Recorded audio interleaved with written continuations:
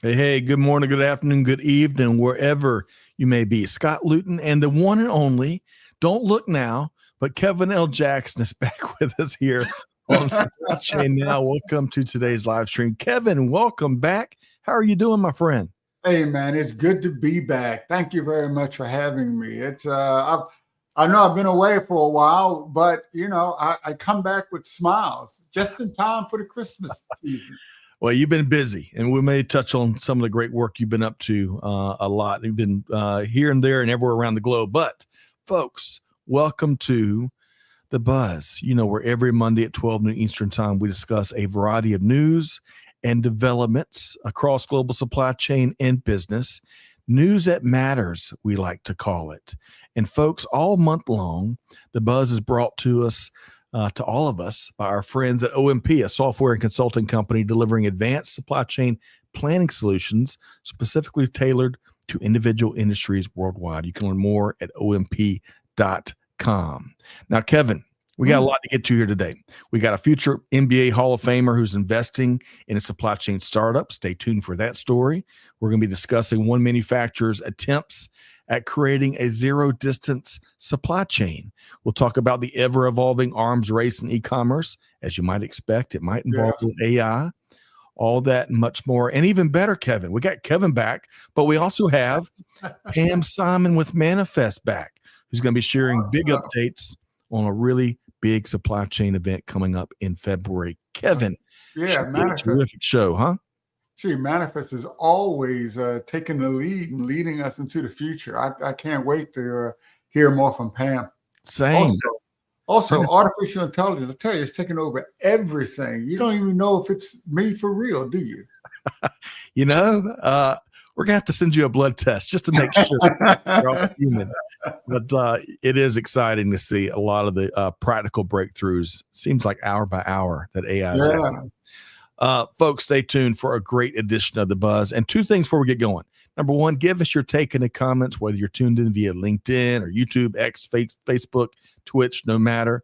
Let us know what you think. And number two, if you enjoy the show today, we'd love for you to share it with a friend and or your network. They'll be glad you did.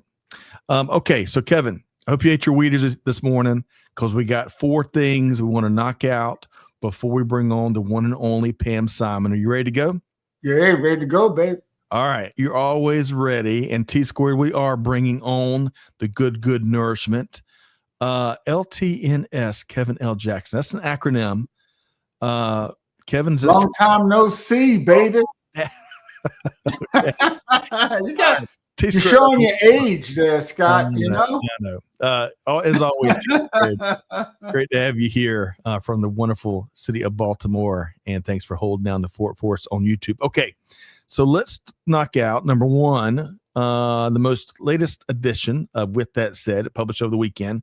Now, here we let off with a variety of incredible initiatives that Christy Porter and the Vector Global Logistics team are up to, including helping Jamaica rebuild from that devastating hurricane. They're helping plan for a more resilient supply chain ecosystem to help fuel Ukraine's reconstruction. They're providing food and other supplies for families in need here in the U.S. It's still kind of stemming from the government shutdown that thankfully I think is resolved. Gosh. And as most folks know, Christy is one of the incredible hosts of our podcast, Logistics with Purpose. And Kevin, I love Christy's quote right here. It says, quote, "Across the world, logistics continues to prove its power to connect, rebuild, and serve. We believe that when supply chains unite, hope moves faster."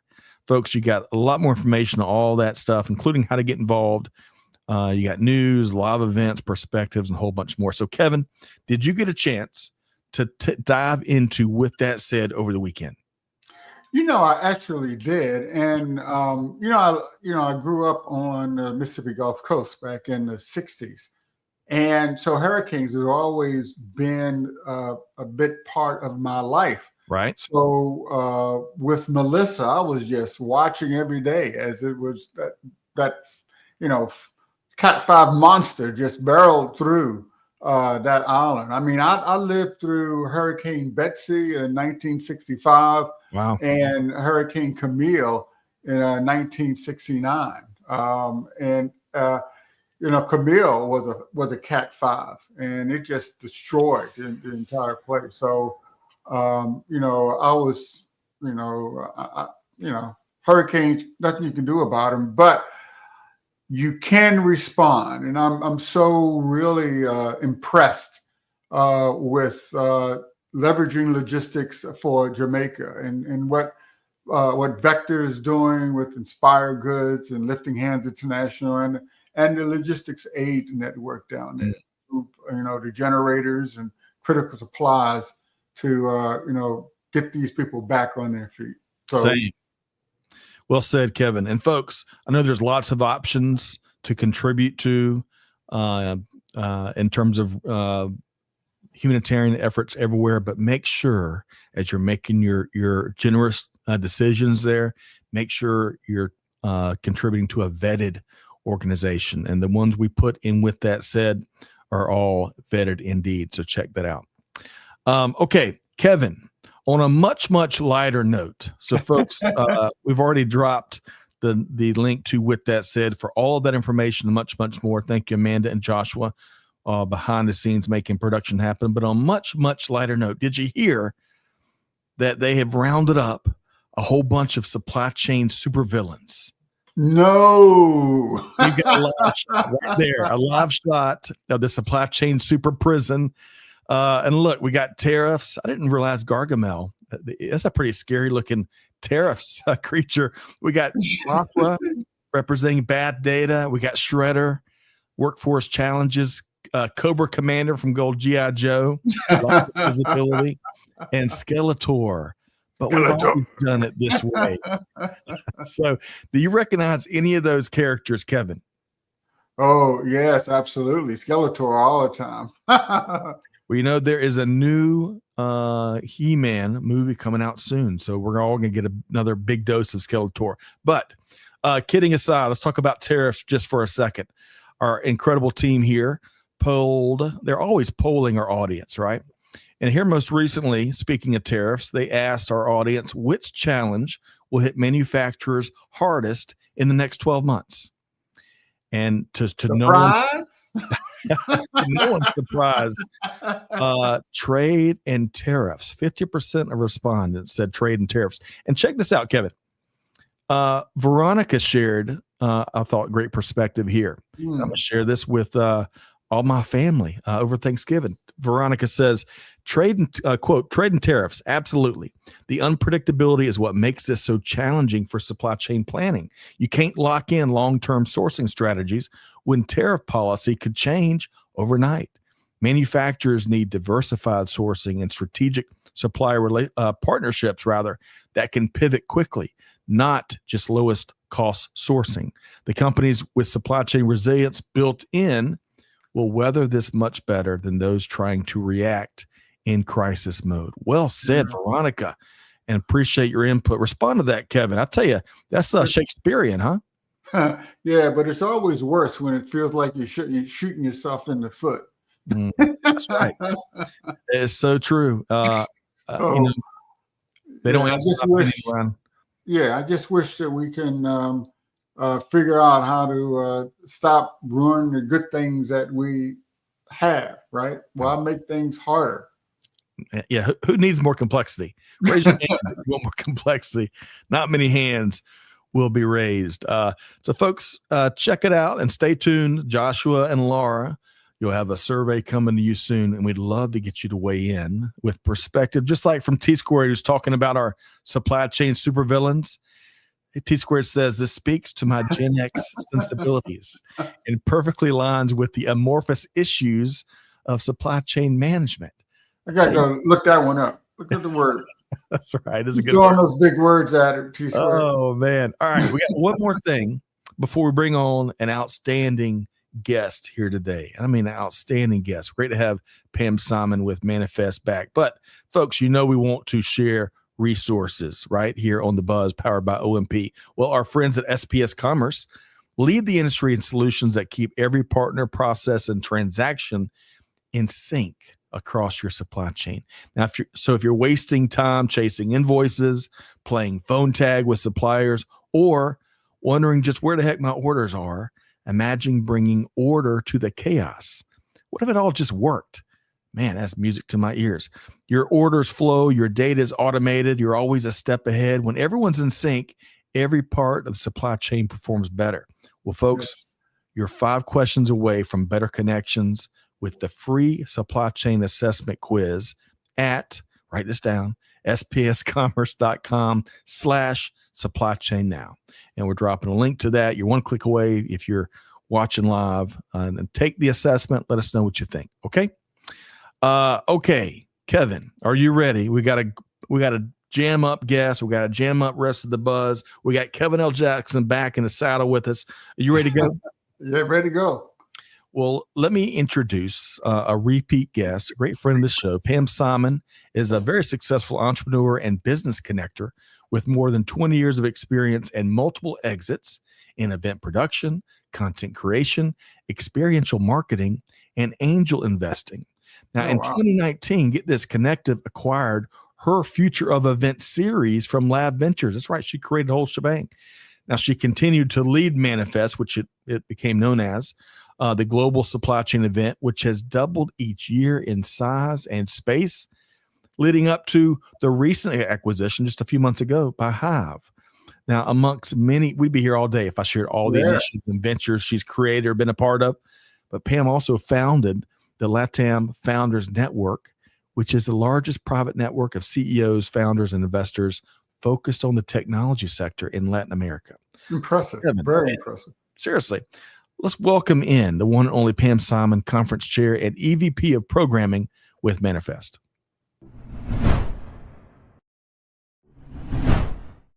Hey, Pam, welcome back. Hey, hi, how are you?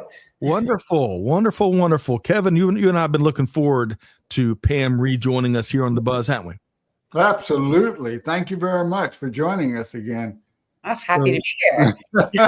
And Pam, you're down in Miami right now where it is absolutely gorgeous and almost perfect. Is that right? Yes, sorry. Man. South Beach. Down on South Beach. Man, well, then share that with everybody. Everybody needs a nice mental image, right, of perfect weather. But I want to start with this. Pam and Kevin, we got a lot to get to here today. And Leah, hey, it's okay. Being a little bit tardy is fine. Welcome in back. I was just out your neck of the woods in Seattle, and I can't wait to hear your perspective throughout the show here today. But let's start with a follow-up question, Kevin and Pam.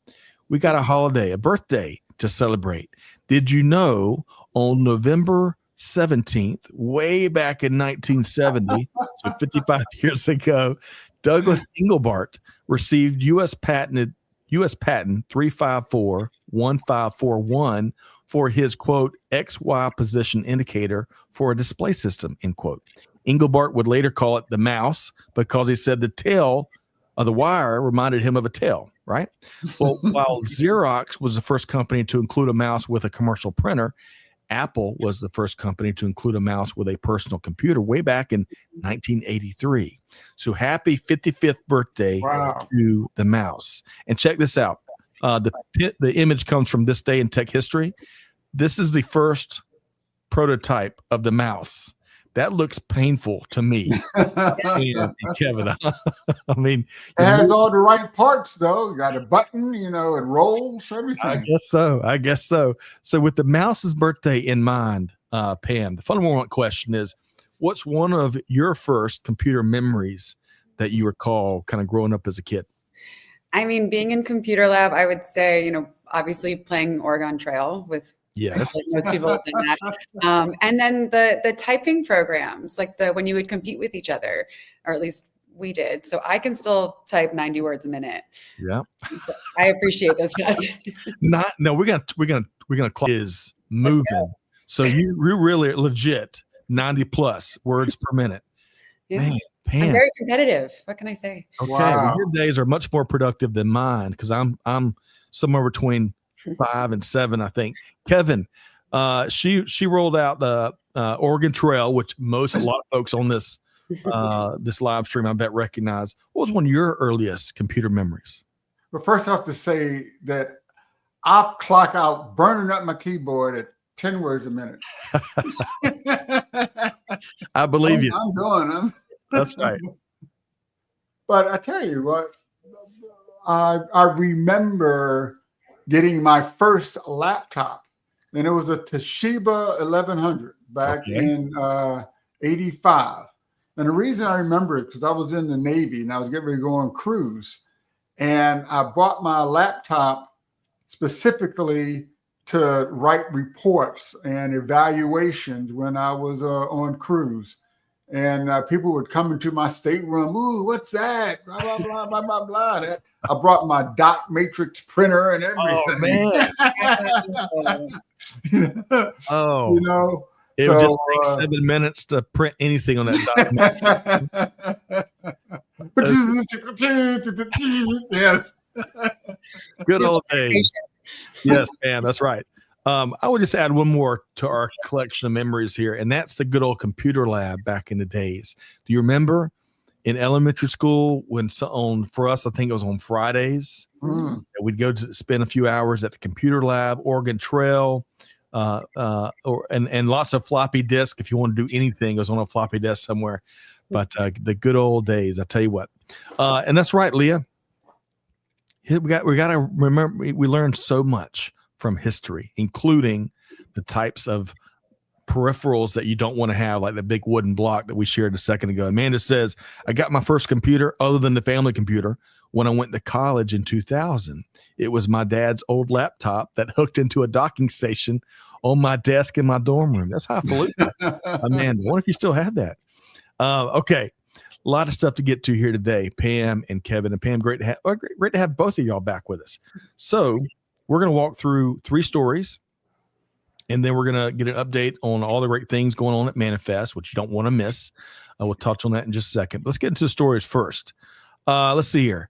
As reported by our friends at TechCrunch, NBA super all-star and future Hall of Famer Steph Curry is getting into the supply chain startup world.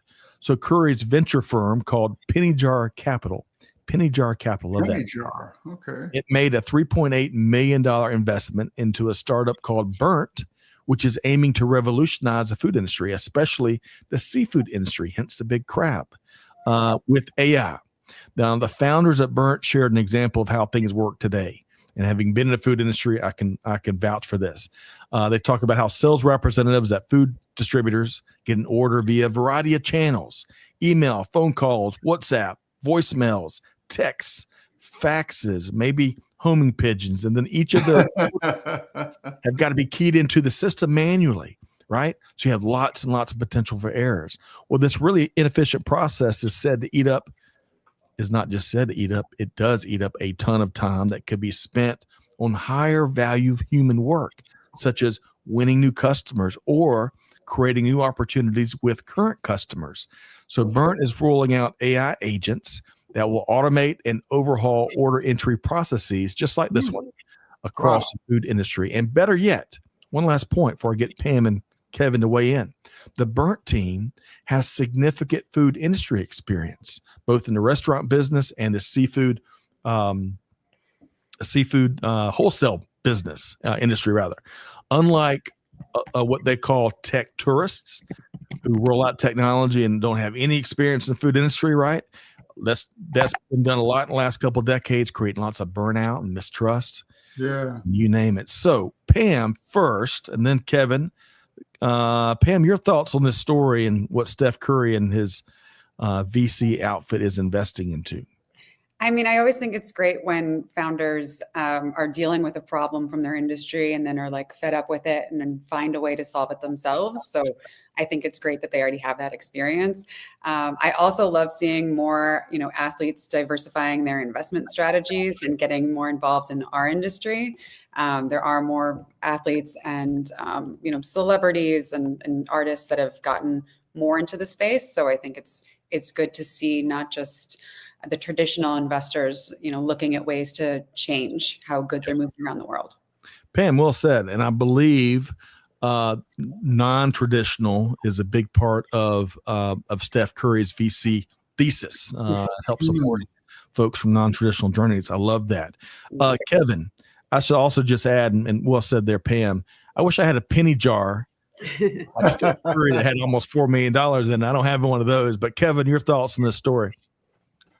Well, first of all, I was looking at something on TV a couple of days ago, and they were talking about the GDP of the United States, and that most of the growth is being driven by artificial intelligence, but that they think that's actually causing a bubble because, as Pam sort of alluded to, people that have no understanding of a specific industry think that AI, whatever AI they have, can fix it with Right. no understanding of the industry's processes, challenges, or real value that can be delivered. So it's causing a bubble. So I look forward. I'm glad people are looking and leveraging artificial intelligence for new things, but you have to have people. You have to have human intelligence to guide the artificial intelligence, and sometimes that's lacking. That's right. Not saying that's lacking here, but that's something you really have to look out for. Well said, Kevin. Well said, folks. Don't take our word for it. Go check out the correct Tech Crunch article, which we're dropping right there in the links. And I would just add one more quick comment. As I mentioned, I spent some time in the food industry, and back in the day, and this is a long time ago, back in the day, we collected orders on our laptops, like we were referencing earlier. No T-squared, it wasn't an Apple IIe. I'm not quite that old, but it was an early generation laptop. And after we got the order from out restaurants, we had to race, especially if you're in a rural part of the state, like I was. You had to race to somewhere you could plug your computer into a telephone socket and upload and transmit all your orders before 4:30 p.m. Eastern time every day, because that's when the window closed. And I got to tell you, you saw me running 95 miles per hour on some of those back South Carolina roads to get all those orders in. Technology has changed quite a bit. Okay, Pam and Kevin, man, these crabs are making me hungry. It's like the seafood restaurant we ate at up in DC, Kevin. Yeah, get some blue crabs. Yes, Joe's seafood. Joe's Seafood, yeah, right next to the Capitol. That's right. Let's get to the next story. Supply Chain Dive reports that GE Appliances is leveraging technology in its aim to create a quote zero distance supply chain. GE Appliances has invested $3.5 billion in its operations throughout the U.S. since 2016. And get this, it plans to almost double down on that investment, as the company says it's going to spend another $3 billion over the next 5 years. Getting much closer geographically to their customers is part of this zero distance mentality at GE Appliances. Reshoring, capital equipment investments, automation, all big parts of where those investment dollars are going. For example, GE Appliances has spent the last 10 years investing in its end-to-end visibility, like a lot of companies out there, right? Leveraging technology to create a digital thread across its manufacturing footprint. Well, who cares, right? Well, get this. This real-time data stream has provided an incredible degree of visibility across its supply chain. And Bill Good, who's the vice president of supply chain at GE Appliances, says it's made a big impact, especially when it comes to downtime and minimizing downtime. Downtime hovered between 15 and 20% across its plants previously. Now, thanks to these visibility and technology investments, it's down to about 5% in most of their facilities. That dog, Pam, as they say, will absolutely hunt. Your thoughts on the overall story, Pam? I mean, I think they're a great example of a company that started this process. The fact that they've been doing this for 10 years, they're already much further ahead in any of their onshoring and reshoring processes than a lot of other companies. But I think, when you're creating large items that are things that people depend on their day-to-day lives, having it as close to the customer as possible is a great approach. We're seeing that, for companies that are popping up, even micro warehouses and different fulfillment centers across. So the closer to the customer, the better. And I think it helps the overall delivery process. If there are issues that come up, and then of course with tariffs and economic issues, having everything here will make it much easier to handle the disruptions that come. That's right, Pam. A lot of good stuff that you just shared there. And I think they're seeing, because of these changes, they're seeing orders go up. They are very, very busy at GE Appliances. Kevin, your thoughts on some of the investments they're making? Well, change is constant. But you also have to watch the pendulum. Don't go too far the other way. I'm all for nearshoring and onshoring, but there's also important to stay part of the global supply chain and to be an active member of that global supply chain. So you have to balance. That's all I'm saying. That's right. That is right. Well, folks, if you haven't bought, Pam and Kevin, have y'all bought a dryer or washing machine recently? No, not recently. No, actually. I did a year ago. Okay. I did buy one a year ago because ours kind of flooded. Yeah. So, kaput, huh? I hear that. But it is not what you want to come home to. It's not. It's amazing the innovation that they're baking into washers and dryers. I mean, I don't know, the new one we got, when we're a little bit slow in loading and unloading, it actually yells at us. Come get these clothes. That built-in AI to yell at you. I'm still trying to reprogram it to get the kids going, but it's a work in progress. But regardless, getting closer to customers, right? No matter, I mean, they're doing a lot of things at GE Appliances, but that zero distance mentality is an interesting one. Many other organizations are leaning into, especially as Pam pointed out, these ever evolving trade policies. Man, okay. Before we get into one more news story, and then we got a bunch of perspective on manifest programming, I want to share a cool new resource from the team over at OMP who are powering the buzz all month long in November. You can check out this new ebook entitled Making AI Work for You, From Explainable to Agentic. Y'all have heard us. AI has dominated the buzz so far. This ebook explores how decision-centric planning powered by Unison IQ enables organizations to move beyond explainable AI toward truly agentic systems. It's a practical guide that's going to help you act on the tremendous opportunities out there. And it's got some great insights from the team over at 0100. And it can help you share with your team how AI can drive measurable impact across the enterprise. So check it out. We're dropping a link right there in the comments. And let us know what you think. Okay, Pam and Kevin, I got an interesting story before we get into manifest stuff, because this is like universal. It is universal, right? And we're talking about online shopping. My God, I'm not going to surprise you with about anything I'm about to share except one thing, and I'll let you know when we get there. So, CNN Business reports on the continued arms race when it comes to online shopping. This should surprise nobody, as I mentioned. Google, Amazon, OpenAI, Alibaba.com, Perplexity, all, and then some, are all adding new AI-powered shopping tools to their services.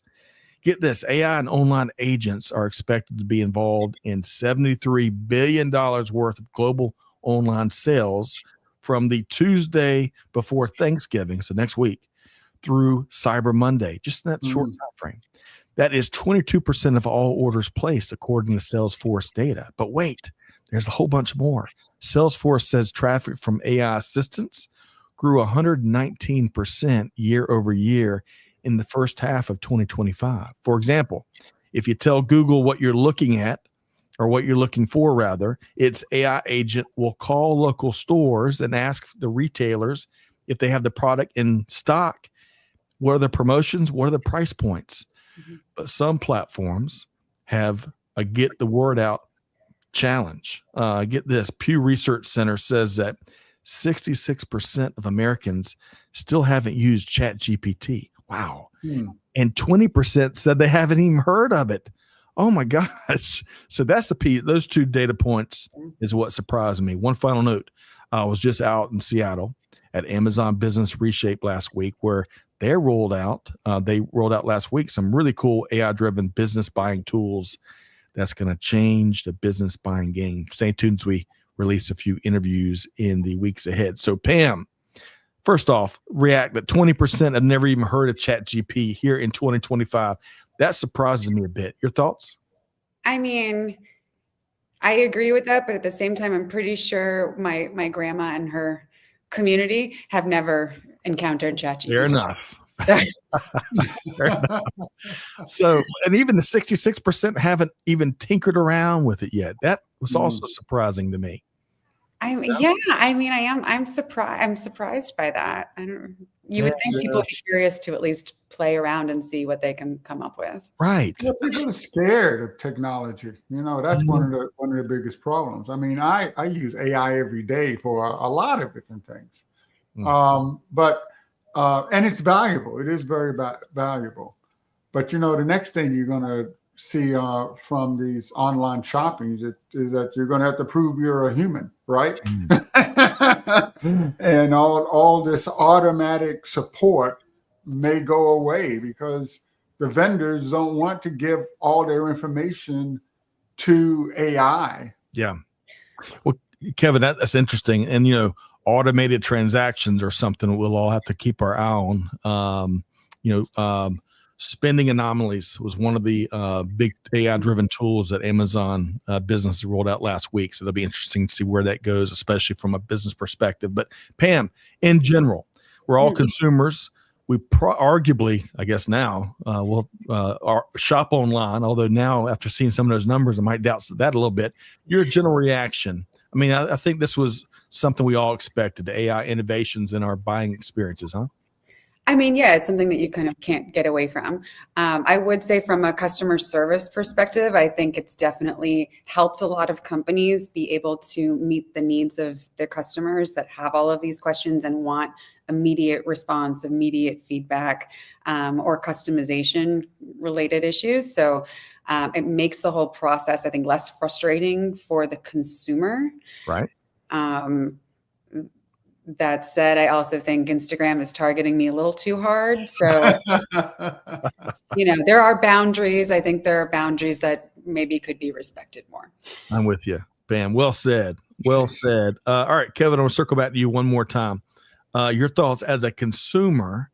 Are you leveraging AI to make faster, easier decisions to take the friction out of your processes? Well, how many out there are always trying to find the press 0 for human button? Yes. As soon as you hear the computer start talking, I want a human, no matter what it is. I get kind of tired of you can't talk to a human. You can never find a human. You could barely find a telephone number anymore. Everybody wants you to do chat or send an email. Very true. I still like humans. Some of my best friends are humans, but other than Scott, but I do what I can. Man, ouch. I'm with you though. Whenever it's something like really important, I'm just like, give me a person. Just give me a person. Well, the cool thing about what both of you are, we're having a little fun with, but and kind of being serious at the same time, you're pointing to the unique human superpowers, which problem solving, empathy. Yeah. Some of the best words you'll hear as a consumer is, "Hey, I got you. Let me take care of that for you." We're still waiting for AI to get there. Now, let me speak out of the other side of my mouth because it is amazing to see how far the bots and the chat agents have come to make our lives easier, at least in my experience. So we'll see what's next. I want to share. Check this out from Leah. My 73-year-old mom uses ChatGPT. Leah, you're wrong. Your mom that posted that's great. We've got to, I think, I don't know if this is arguable or not, but I think we all are better off, at least with experimenting with AI, right? You don't even if you don't use it every day, all day, that's fine. A lot of people won't, but it'll really be eye-opening, I think, for folks that have never, even just experiment a little bit, how it can make their days easier. Pam, would you agree? I completely agree. Yeah. Okay.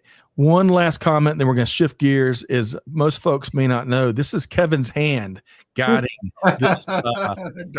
We're not sure if he's human today. We think it might be AI driven. This appearance here today. Okay.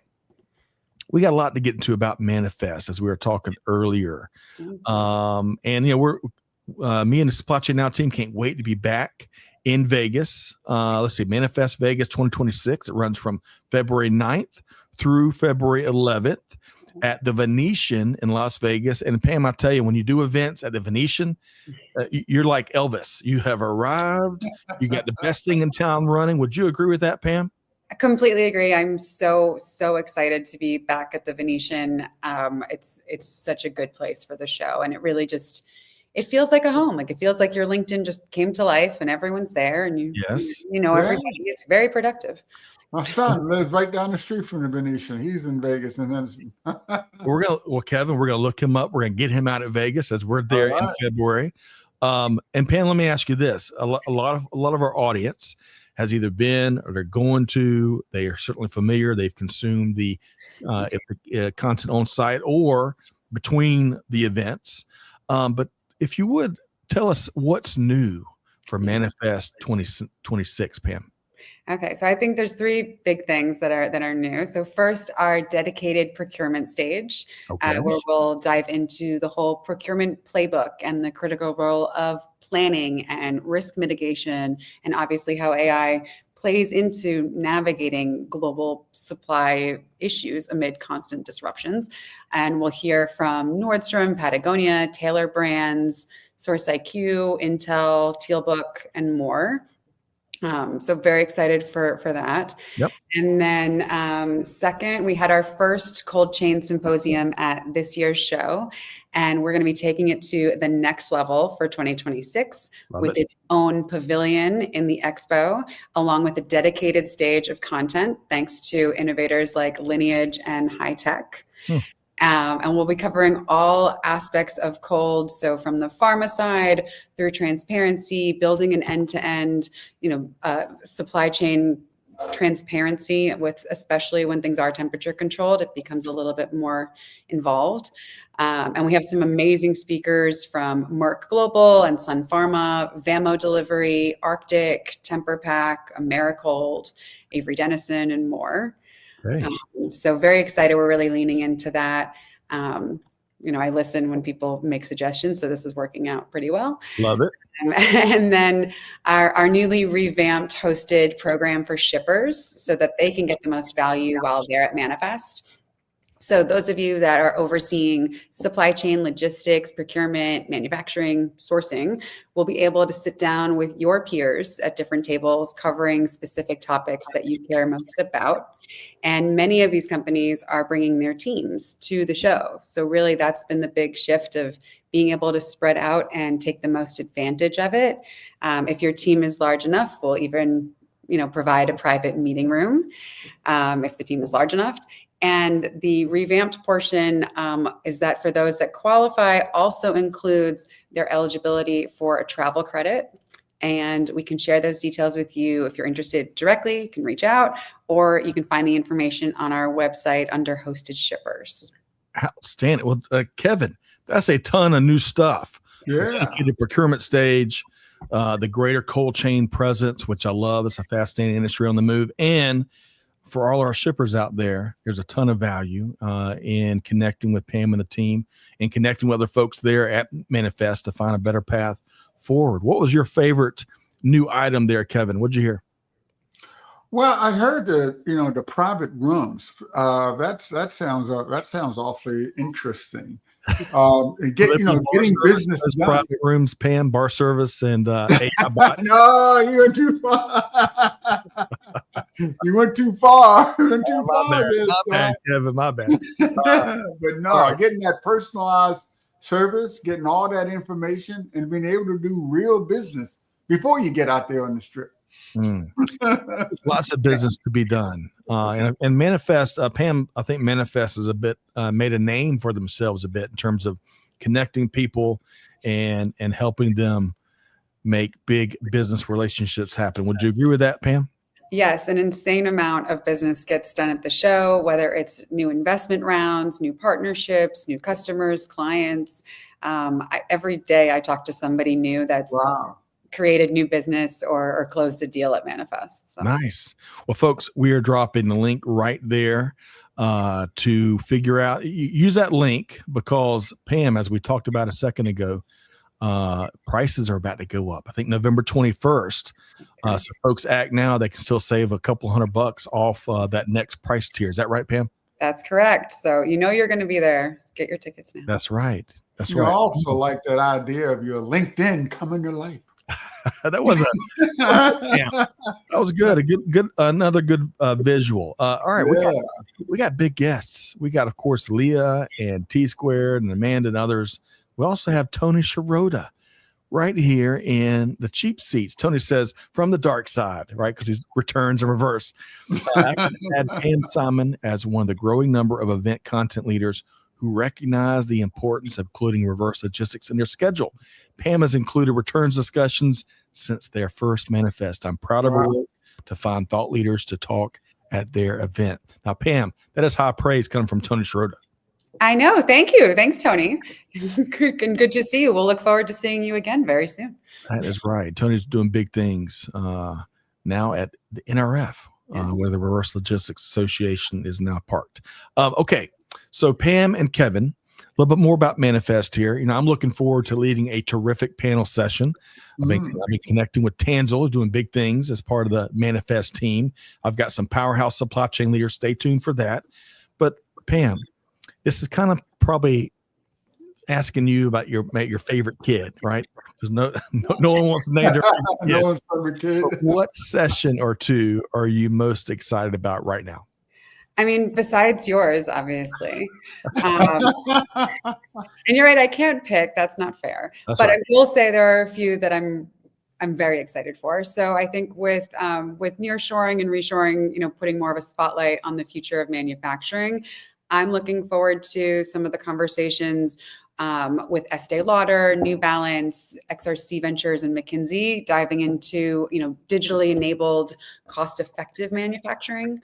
And strategic partnerships and how that will look. So that's one I'm definitely looking forward to. When it comes to automation and robotics, it's hard to pick a specific, session. You're right, of too many kids in this category.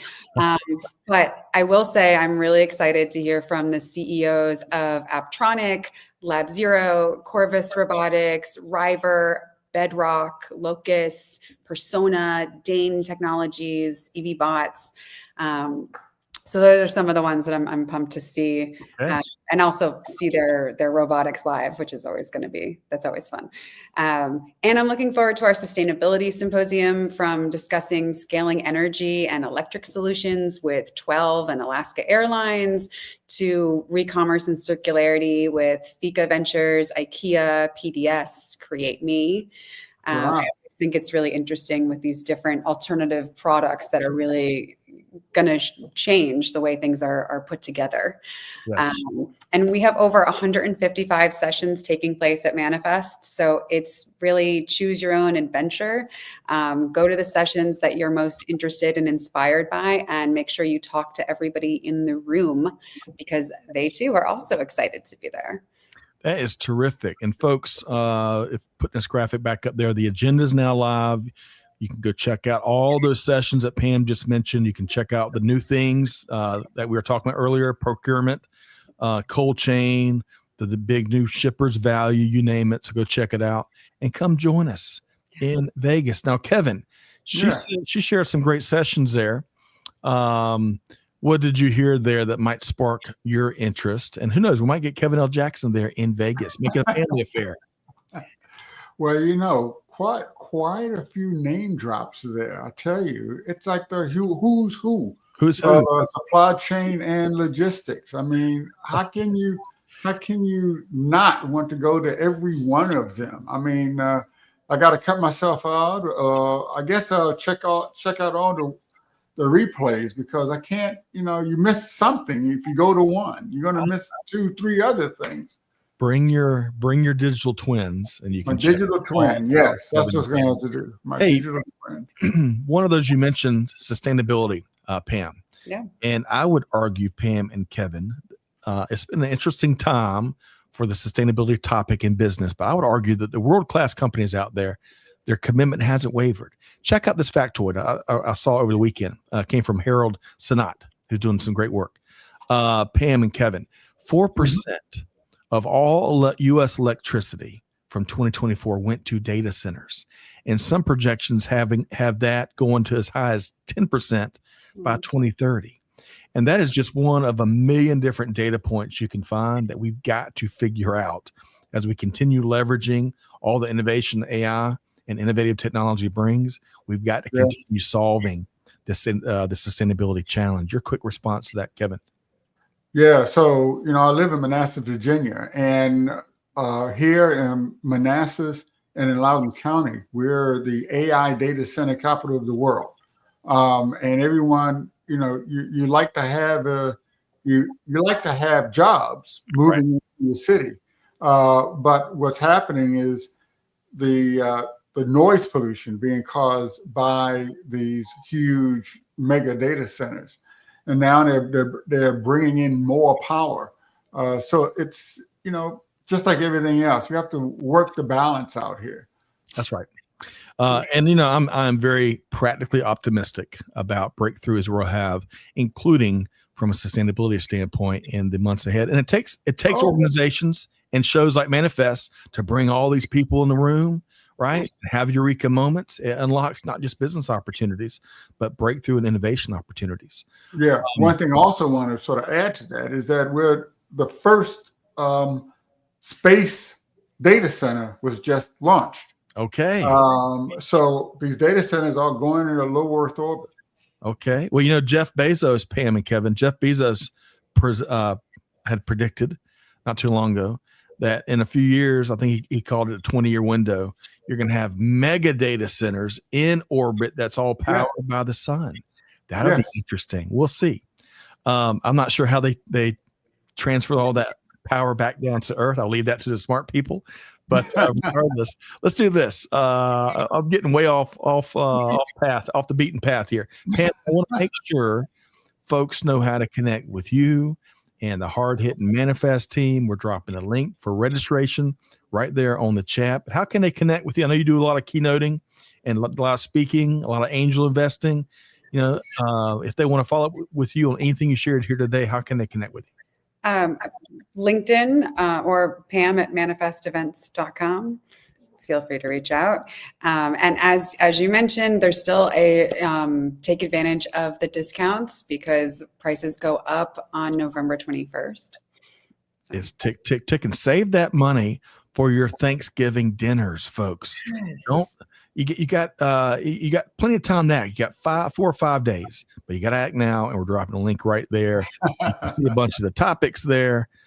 Come join us in Vegas. Okay.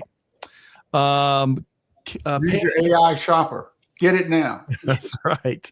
For all you AI minds out there. Again, that's an interesting thought. How AI can make event registrations easier. We'll have to touch on that next time you join us. I got one final question for you both, and this is a two-parter, right? So we're, it's November 17th. It's hard to believe. It's November 17th, 2025. Where did the year go? As you both reflect back on 2025, what is one business trend or development that you're most intrigued by? And then the second part is give me one bold prediction for global business in 2026. And Pam, you got to go first for that two-parter. Your thoughts? I think one of the business trends or developments that I've seen that's been most intriguing is how organizations are co-developing strategies and solutions more and more, given the turmoil with, geopolitically or economically. Lots more collaborations on the sourcing side and nearshoring and manufacturing. So I think that that's been really interesting and something that I'm watching more closely. Yep. As far as my prediction or my bold prediction, that's a good question. Well, I think real-time visibility is no longer a differentiator; it's table stakes, and disruption, whether it's climate or labor or geopolitical, it continues to rise. So systems that can autonomously adapt will become competitive, mandatory rather than optional. Yes. I think we're seeing companies that are experimenting to see how AI can continuously simulate, reroute, or self-repair supply flows without the human intervention. So That's where I'm watching. I'm my attention. I like that. And you and I, kindred, what do they say? Smart minds think alike or something like that. Kindred, whatever. Great minds like. Yeah. Monday's messing with my brain maybe. But I shared an element of what you just shared there in that prediction last year at some time about how visibility is becoming table stakes. I put that there on social. And Pam and Kevin, the powers that be were coming after me. Folks have been in this for a long time. Were coming at me. They were ready to chase me down and put me in prison or something.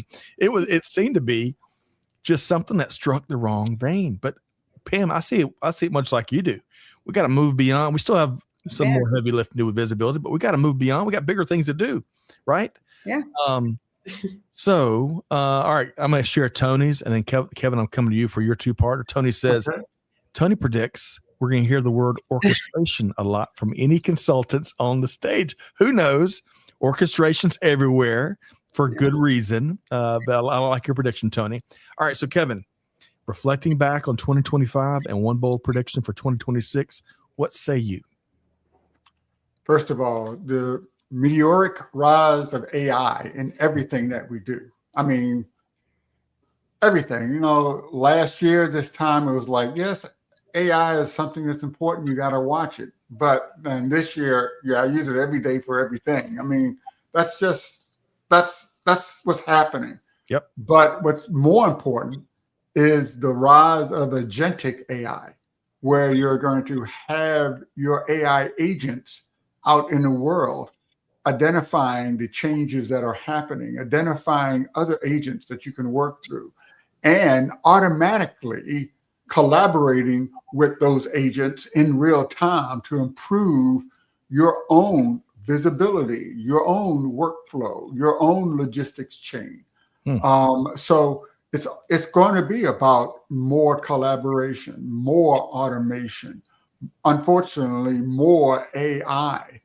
And these agentic, your representatives are going to be out there in the marketplace negotiating, using smart contracts to improve your positioning. And, you know, that's what's happening. That's going to happen next year. Yep. I like it, man. I love both of y'all's visions of the short-term future. I'm going to take a page out of Clubber Lang's book. And a lot of our listeners or viewers will know exactly where I'm going with this. I think it was Rocky II, Clubber Lang was in, portrayed by the one and only Mr. T, right? And as he was going to fight Rocky Balboa, a reporter stopped and said, "Hey, what's your prediction for this fight coming up?" And Clubber Lang looked at that reporter in a very intimidating fashion. And he answered in one word: pain. Pain. So that's my prediction. I know it's a bit negative, but there's going to be lots of complexity. There's going to be lots of pain. There's going to be lots of tariffs, and there's going to be a whole bunch of reason why it's a great time to be in global supply chain. Tip of the hat to Corinne Bursa, because we get to solve all of that and then some. And as we do that, it opens all sorts of opportunities for career advancement, bonuses, promotions, you name it, especially to those folks that are willing to learn new things. And so that 22%, was it? Where's my note? That 22% out there has never worked with Chat GPT or had never heard of it, folks. Yeah. Opportunity. Jump in, experiment. It will change your life, and it could potentially change your business journey forward and all the opportunities there with it. So now, Pam, I got to ask you, we had a late breaking guest here. What is the dog's name, Pam? Sorry about that. He just popped up. This is Barney. Oh, gosh. I'm hearing a man around the corner. We might be getting a third dog today. So thank you for Pam for that. Yes. You won't be at the puppy lounge, but the puppy lounge will be at Manifest. That's one of the best parts. Okay, we're running out of time. Kevin, we covered a lot of ground.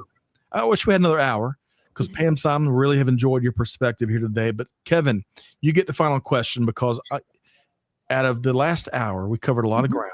I really enjoyed learning from both of y'all here today. What is one key takeaway, though, from today's discussion here on The Buzz? To be honest, the key takeaway I heard was having your LinkedIn come to life at Manifest. The folks at Microsoft are gonna love that, Kevin. You know what? I just learned. I just saw last week something new. You can actually scan the room using your LinkedIn device on your app on your phone, and you can see who you're sitting beside and their LinkedIn profile right there on the app. Pam, that was my reaction. I was like, oh my God. Like, I was so excited.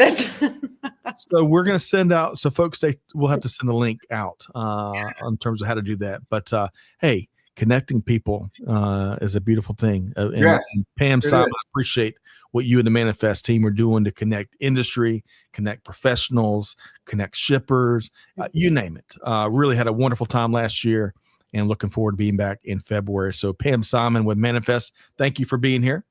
Thank you for having me, and we'll look forward to seeing you in Vegas very soon. Can't wait. Kevin L. Jackson, yes, from your global travels, you've got a bunch of folks. I can't share with y'all what he shared in the pre-show in terms of some of the ventures he's part of, but he's making the world a safer place. I'll just put it like that. And folks, make sure you connect with both Kevin and Pam, which we dropped their LinkedIn links right there in the chat. The man is a big Barney fan. Kevin, thank you so much for being here, my friend. No, thank you very much. Yes, click on my LinkedIn and just connect. And Pam, it was just so great, thinking with you and collaborating with you here during this show. Thank you for joining us. Likewise. Again, thank you for having me. A lot of kindred spirits. Okay, folks, as we wrap here today, big thanks to Pam Simon with Manifest. Come on and join us February 9th through the 11th in Las Vegas. Act now. The price is about to go up. Big thanks to my esteemed co-host, Kevin L. Jackson. Of course, big thanks to Amanda and Joshua, who's behind the scenes helping to make production happen. I really appreciate what they do. And most importantly, big thanks to our global audience for being here, right? But folks, you got homework. Man, Pam and Kevin shared a lot of great perspective. Take one thing you heard here today, share it with your team, share it with your family, share it with your 73-year-old mom, like Leah's doing. She needs GPT chat too. That's right. Do something with it. And it's all about deeds, not words. And with all that said, on behalf of the whole team here at Supply Chain Now, Scott Luton, challenge you to do good, give forward, be the change that's needed. And we'll see you next time right back here on Supply Chain Now. Thanks, everybody.